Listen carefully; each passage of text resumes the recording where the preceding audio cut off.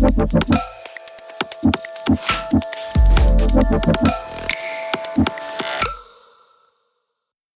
and welcome to another episode of Tech Time Today. I am here with my good friend Vinayak to talk about AI in recruiting. Hey, Jeff. Great to be here. Thanks for having me. I've spent over a decade now working on various types of hiring or hiring related products, both for people in what I would consider kind of white collar knowledge work and tech, and also in physical work, in person, local work more recently. To give you a brief history, I started my career at Kayak as an engineer. I ended up running the Kayak mobile team while the company went public and got acquired by Booking back in the day. After that, I started a company called Drafted, which was focused on referral-based hiring networks, and at the time was one of the early contenders in doing AI-based matching for networks of people that kind of went beyond just matching on your profile or matching on a job description. That company was acquired by a company in the Valley called InstaWork, which has been backed by Benchmark, Greylock, and a few others.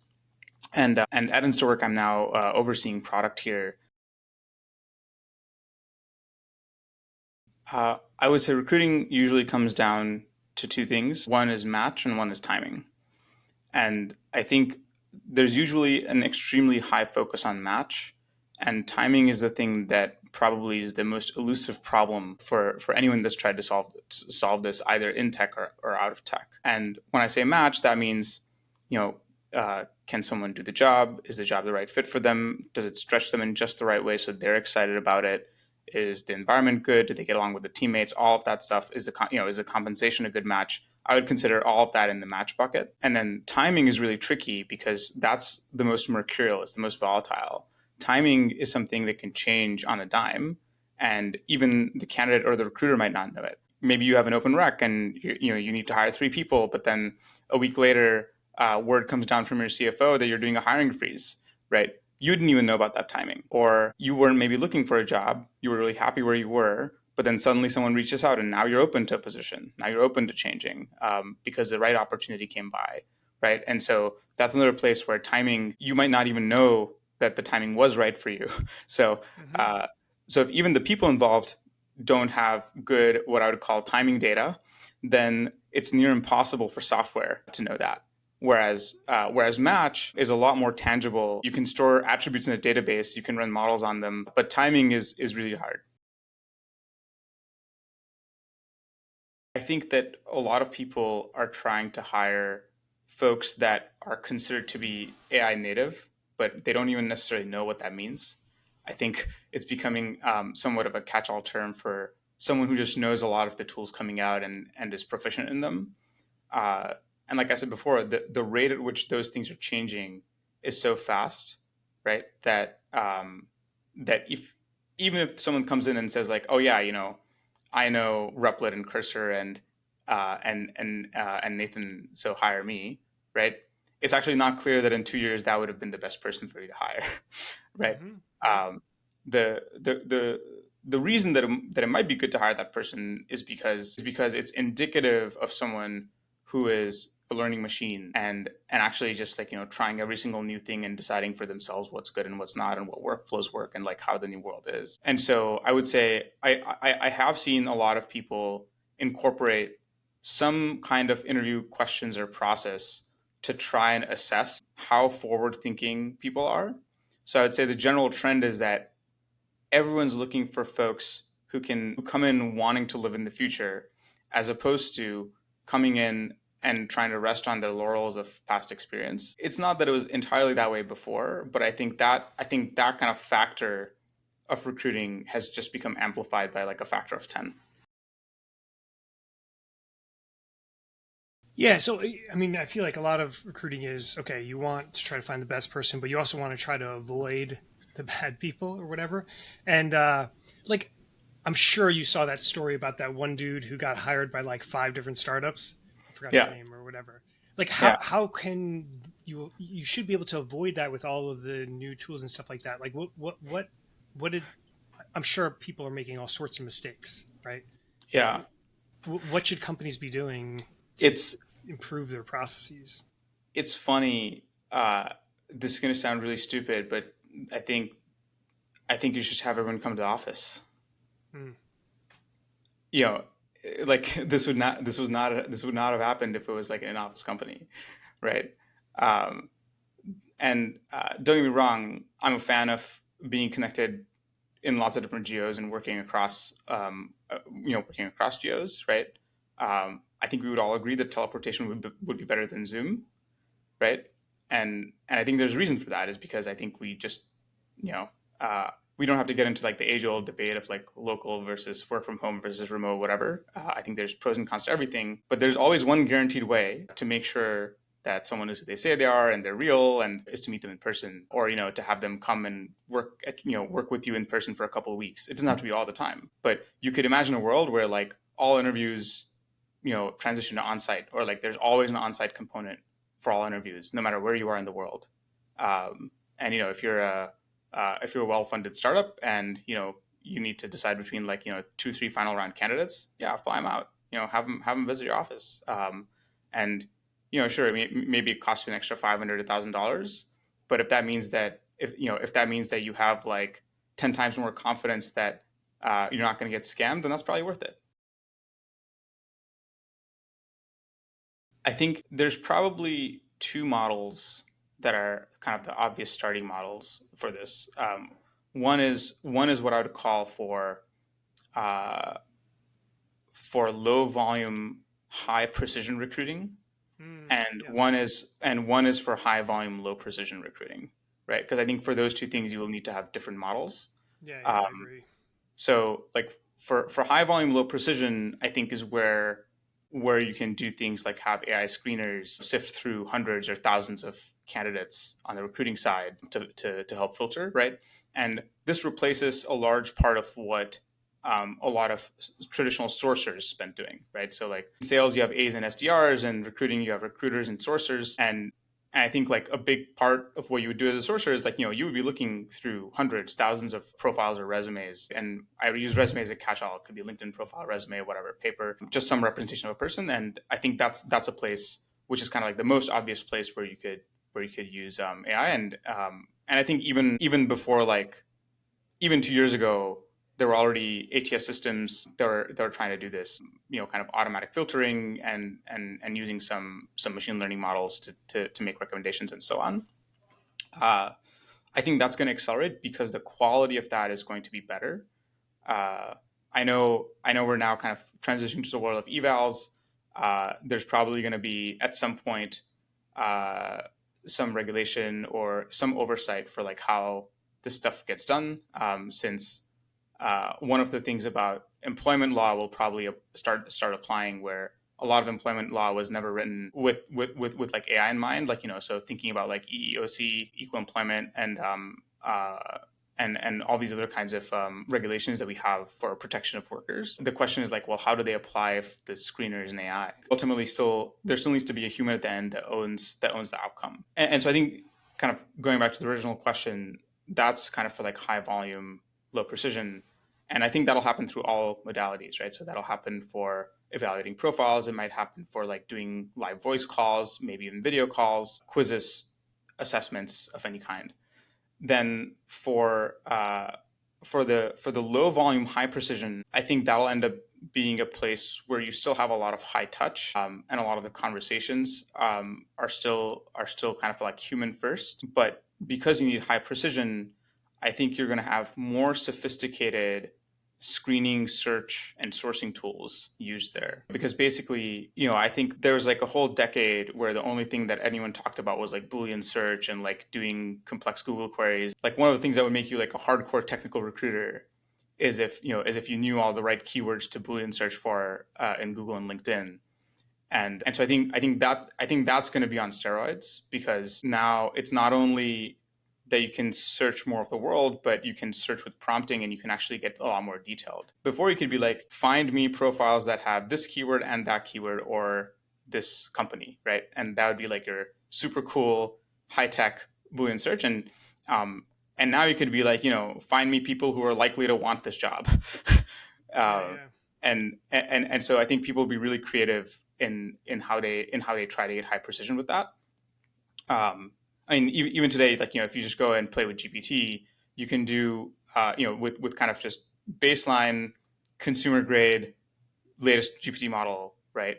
You could go and do something really complex. Like you can say, well, I want to hire someone to lead my team on, let's say, like hiring matching algorithms. And so you can ask deep research, and you can say, hey, go find the last 30 people who've had a publication that's peer reviewed in this area. Look, then go and find which ones of them are grad students or postdocs at universities, because the other ones are probably not hireable. Um, then go and see if any of them have a job today, and and then give me the short list of people. Then go and find their emails, and you can like kind of make this whole workflow. And you can do, I mean, and you can one shot this, right? You can imagine how this is like easy to one shot, um, and by the end of it, it says, okay, like here's the three people, like here's the three people, their emails, and their and their dog's name, right? And now you can go and and do your high touch, high precision work there.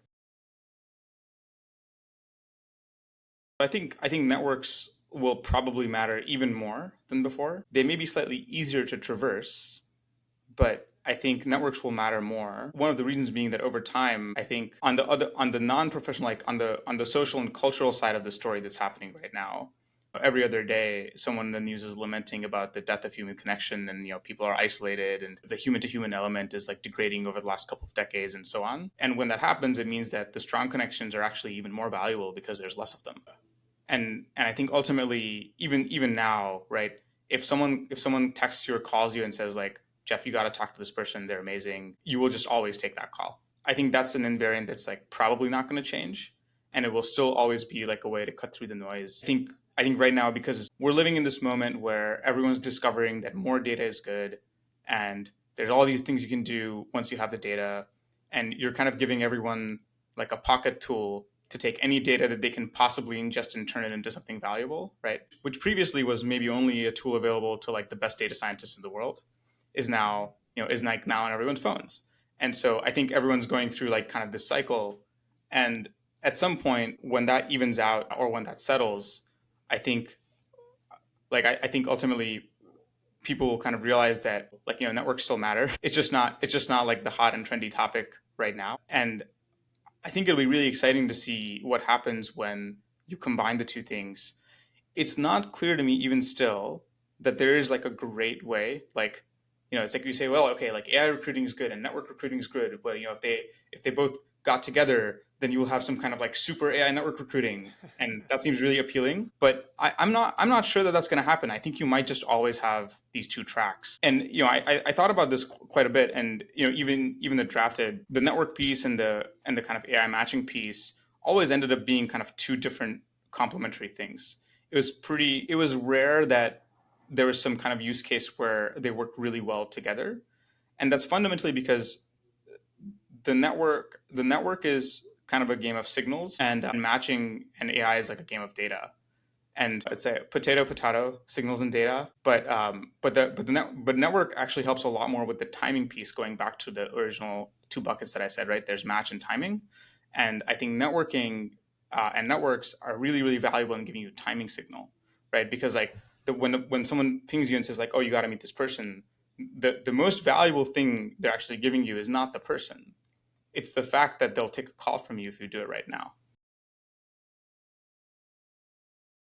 In the early days of SEO, right, the kind of trend was that okay, you effectively reverse engineer what the search engine is doing, and then if you know what the search engine is looking for, then you can dress yourself up in the nicest way so that the search engine wants to look at you. That's effectively the SEO game.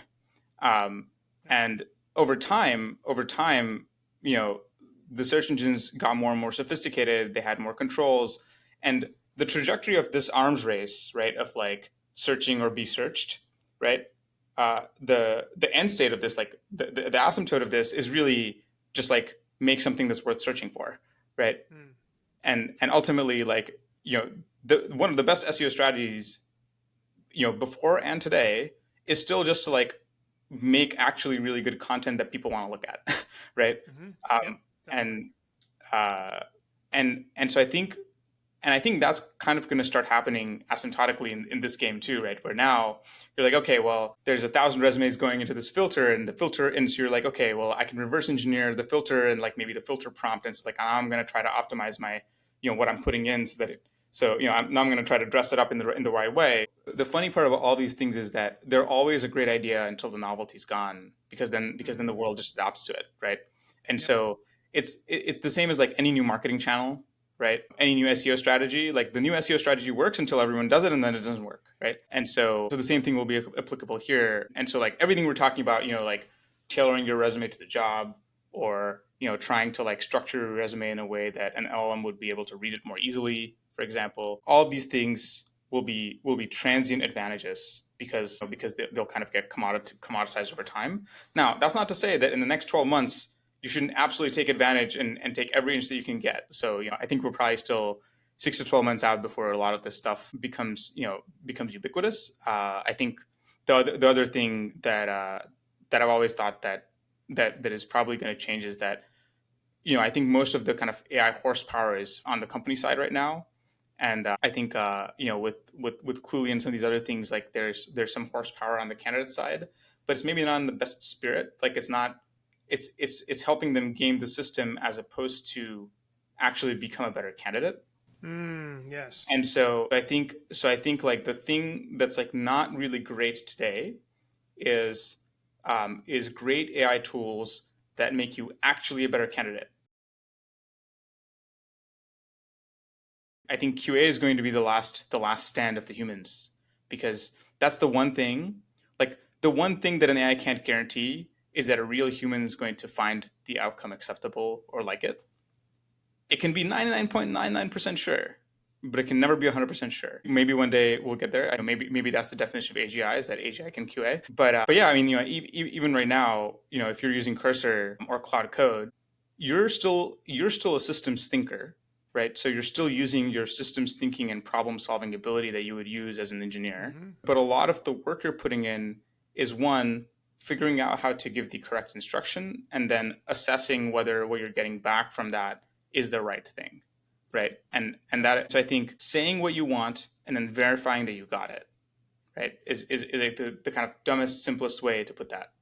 And I think those are two things that we'll be doing for a long time.